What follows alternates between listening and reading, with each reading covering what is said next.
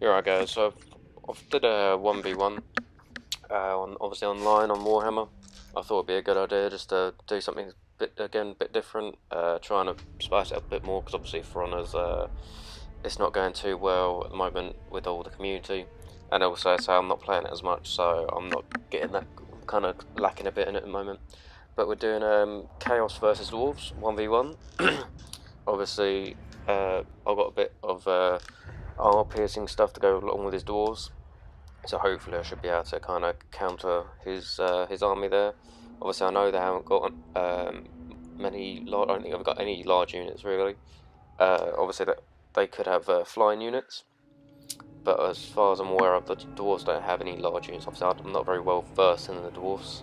It's not a faction that I've played as like at all. But my army-wise, you'll see in a minute, I've gone with two big dragon ogre things. Obviously the main lord, the Sun Eater. Actually no, I didn't. I went with the prince, I believe. And then I went with some basic infantry, and then some more advanced infantry. So the basic infantry I put the front. You'll see in a minute. I put it at the front to kind of use as bait. Which is obviously, you see me setting up the army here. You see me click on the cheaper units. I chuck them straight at the front, because I know they're going to get bombarded by some of the artillery that the dwarves have, because I know they can be quite bad. And also they also have their special ranged weapon. Obviously that can be quite devastating to some units. So I've just chucked them at the front. The cheap ones at the front, the slightly more expensive ones at the back. Obviously we didn't have much funds. You can see I've got some manticores, and also a hero on a manticore itself. So in theory I've got 3 manticores to kind of counteract if they had any flying units, and obviously try and counteract their siege weapons. Obviously I quite like this kind of strategy, you know, using some flying units to kind of get better hand. And I was only recently I've started using manticores. I saw someone using it in video. I thought quite good unit to use, because before I didn't really rate them that much. But no, so that Exalted Hero, I think he's called. I like him quite a bit. He's not too bad. I've used him online before and I thought it was quite good. So I thought I'd chuck him on the manticore to go along with the other 2. But no, this army comp is definitely more for the armor piercing, because the great weapons, they're called the great axes or whatever, they're for armor piercing. They haven't got much armor, but they are. I think they're pretty sure they are armored anyway. And so they're good at armor piercing, good against dwarves. And so these manticores and stuff is good for the siege units and good for a bit of air battle. And then I can't remember what they're called, the dragon ogre thingies. They've got armor piercing as well. So they're good for running down dwarves and killing them off. One bloke used a whole army of them. I was on 2v2. He used a whole army of them. He took down quite a few dwarves. Obviously I didn't want to do anything like that, because I didn't want to spam one unit. But you'll see here, I've put the Dragon Ogre stuff to the right hand side, just kind of used as a flanking unit. So, and then what's in my main force, I've kind of group locked them with my hero at the back to give him some leadership. And as you can see here, I'm using my manticore and my hero just to go straight in, just to fly over to the siege weapons, because he did actually muck up a bit at the start, because he did actually give me a reason at the end, which you can see later on. But he had the sieges right at the front. He tried to withdraw them up, and I thought this would be great for me to kind of get in there and take them out straight away. So this gave me a good idea to kind of get rid of them, and that gave me an advantage kind of in the battle straight away, because it was less damage they were dealing to me, and it was more units for me to destroy for them. So you can see my 3 manticores going in there, get stuck on the trees a bit, but they get there. And so these, obviously my main army's pushing up, and my flanking 2 dragon ogres are going round. The siege units, I believe, are starting to fire. I'm not 100% sure. But yeah. So but this new army that's coming out, the the Norska, I think they're called. They look quite good. I don't think I'll buy them though. I mean, I want to get the new Warhammer, but I can't afford to get pre-order at the moment, so it's not something I can afford to kind of just just buy them extra, because you can actually just buy. I think it's like £7.50 at the moment for this DLC, which isn't too bad, I guess. I mean, what's the Beast Army and the Elves, I think, are around about that price or a little bit more. Obviously, it's English, so we use pounds and stuff instead of dollars. I don't know what it is in dollars. I assume it's about $9 or something.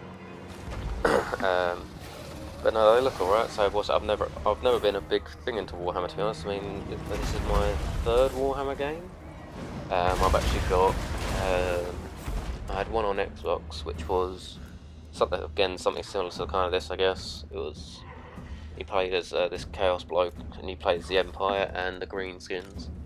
I don't think he played Escape. No, he did play Escape for a bit. Obviously, part of the Chaos campaign and stuff like that. But no, that was a good game. And then I had I can't remember what it was. It was another 40k one. I had that on PC, and that was quite a good game. But I can't remember what it's called off the top of my head. But it'll be interesting to see how they fit into this and what sort of units they use. Because as far as I'm aware, obviously this trailer shows a couple of their units, but not too many. So I assume they're going to be a bit like the Chaos units, to be honest. They're Chaos kind of Viking type thing. So it'll be interesting to see who their counter is and who they actually counter themselves. But now you can see my Manticores moving in here to kind of go around to the back.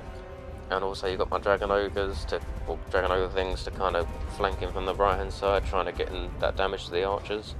He doesn't seem to be paying much attention to them, as my Manticore strikes into the back into the siege of them. Again, they don't seem to really notice that much, they're not really doing too much of. But you can see kind of armor piercing and stuff from these creatures going in. And say the Manticores, I'm pretty sure they don't have armor piercing, but they're good for kind of these little battles for the siege equipment and stuff like that.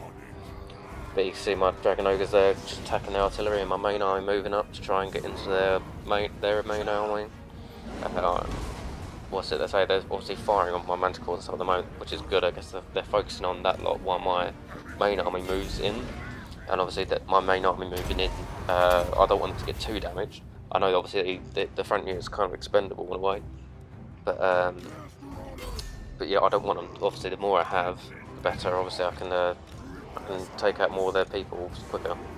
But you can see I've kind of put my leader, so he's not going straight into the fight, but he's staying behind it, so he can give it all leadership. And you can also see I've taken two of each, kind of from each side of my better units, and split them off to go round. So obviously I'm kind of flanking them in a way with them, going around them so I can get more damage and then obviously circle them in. And later on I'll bring in my Manticores and my Dragon Ogre type things to kind of get that extra boost and attack power from the back. So that will help me out quite a lot as well in this battle. Obviously you can see I'm using I think it's the shift command to kind of bring them round instead of doing it all myself. I find it's a lot easier way of doing it. I'm starting to bring my the Dragon Ogres in now. Obviously all their units are starting to rout, and obviously their artillery and their ranged weapons are starting to die out, which is good. Activating some of my leader's abilities. I think that was the armour one. To make sure my units stay alive for longer. And make sure I kind of get my other units in quicker, and obviously keep mine alive for longer, so they can hold them out until I can, if I have to, I can leave it until they come back in the fight. So this fight, it was fairly easy in a way, because I think it was his kid or something was jumping around or something, so he had a bit of a disadvantage there. But obviously I wanted to show this off as a kind of sort of the units you can bring along to a dwarf fight. Obviously these aren't just the dwarves, they're the rune people, they're the DLC ones, but obviously same sort of units. And so I wanted to show that the fact that obviously kind of say the armor piercing from some of these units can be quite good against these dwarves. And obviously the prince, he's quite a cheap lord. I think he's the second cheapest, if I'm not mistaken. And so he's not a bad lord. He's alright just for a cheap army. And obviously this why this army isn't that cheap. A lot of the units are quite expensive. So and I knew they were from the beginning. So I needed to make sure I had a fairly cheap lord that was good in battle, while I had the expensive units to kind of do some more damage. You can see I'm starting to bring my other Dragon Ogre thing in now. Obviously my first one's already there, starting to smash things up and charge people around. make sure my Manticores has got all the ranged units. There's still a couple around, but I think that the siege weapon people haven't got any siege weapons at all. They've just got themselves, which I don't care about. They're just fine. They don't do a lot of damage for themselves, so I don't have to worry about it too much. He's starting to activate some of his abilities, I believe. I assume it's probably the damage resistant one. I don't really know, but that's probably the best one he's going to do. Obviously, I'm doing all mine, putting on my defense, putting on my charge attack and everything else. And my unit's doing quite well. I mean, even my expender ones aren't doing too badly. They're holding the line. They're keeping everything up. Obviously, people around the back are, demolishing them really, because they're crowding them up. Trying to get my people to attack the hero a bit more. So my prince is getting in there. He's going straight in. You can see the size difference. I think it's great. But he's getting in there. He's fighting him off. So as soon as I kill him, obviously the battle's basically over.